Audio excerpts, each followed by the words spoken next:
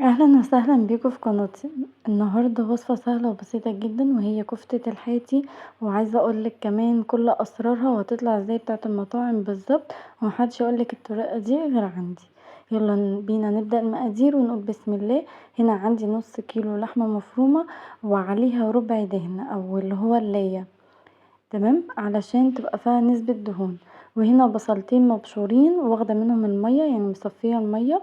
وهنا البهارات ملح وفلفل وبهارات كفتة او بهارات لحمة ومعلقة بيكنج باودر. لازم البيكنج باودر عشان تطلع هشة وطرية. اركن كده اللي هو مية البصل، وهقولكوا هنعمل بها ايه بعدين.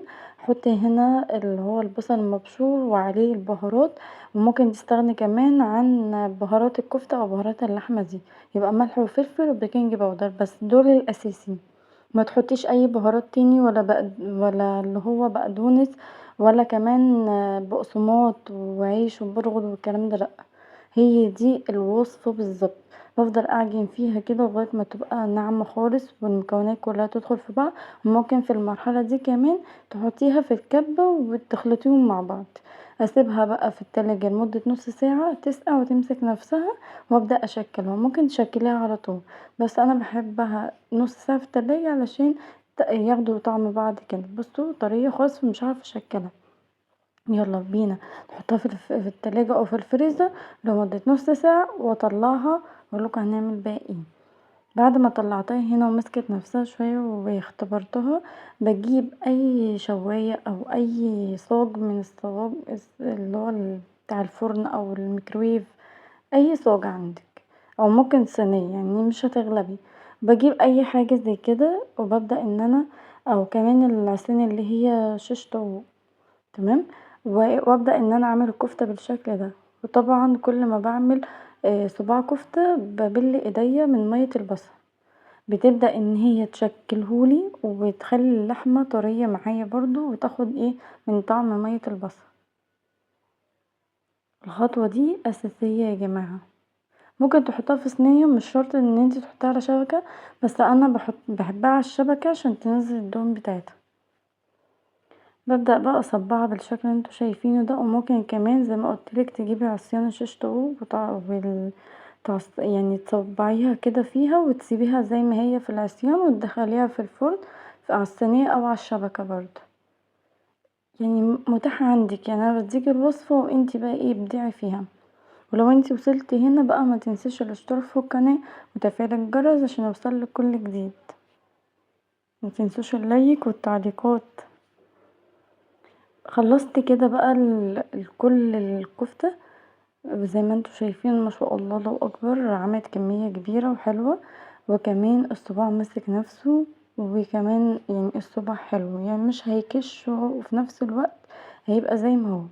بعد ما دخلتها بقى الفرن بسيبها في الفرن طبعا، وبحط صينية من تحتها او صاج علشان الدهون اللي هتنزل ما تنزلش في الميكرويف، تمام كده. وشغاله من فوق من تحت. في المرحله دي بقى قبل ما بتستوي بعمل سلطه الطحينه. هنا بقى عندي طحينه وحطيت عليها عصره ليمونه، وكمان حطيت اللي هي بابريكا وبصل بودره وتوم بودره وخل وزيت ورشه بسيطه من الملح. عايزه اقول لكم لو عملتوا الطحينه دي بجد تحفه، هتعجبكم جدا. وهنا حطيت رشة كمون، وممكن تحطي فلفل اسود بس انا ما بحبش الفلفل الاسود في الطحينة. ببدأ اقلبهم كده مع بعض، وبعد كده بنزل بنص كوباية من المية، وافضل اقلب كده لغاية ما القوام يتقل معايا. هتحسي في الاول ان القوام خفيف بس هيتقل معاكي بعد كده. زي ما انتوا شايفين كده، وكده يكون سلطة الطحينة جاهزة. وابدأ بقى ان انا اطلع الكفتة من الفرن. بعد ما الكفتة طلعت كده ورصيت عليها اللي هو البقدونس، وعملت كمان سلطة المشاوي اللي هي بالبصل. عايزة اقولك تحفة. طبعا انا اكون عاملة كده اللي هو الفحم، وابدأ اخليها تاخد ريحة الفحم، وطبعا اغطيها عشان ريحة الفحم تبقى ظاهرة اكتر. وعلى فكرة المرحلة دي اختياري، ممكن متعمليش، بس عشان ريحة الفحم تبقى فيها. بصوا طرية وهشة وناعمة وبتدوب في البق. عايزة اقولكوا حاجة كده سكر، بجد جربوا الوصفة دي هتعجبكم جدا. ومتنسوش كمان السلطة اللي هي بتاعة البصل دي، بجد بجد بجد تحفة، هتخليها في حتة تانية لو انت بتحبها سندوتشات. وهقولك برضو طريقتها، سيبهالك في الوصف او في اول تعليق في فيديو، وهي سهلة وبسيطة جدا.